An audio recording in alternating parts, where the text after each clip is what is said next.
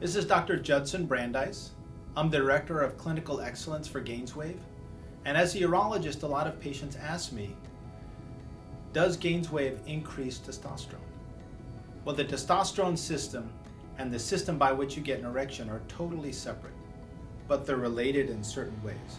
So what GAINSWave does is it generates the growth of new blood vessels, bringing blood flow into the penis. The testosterone system is produced by the testicle.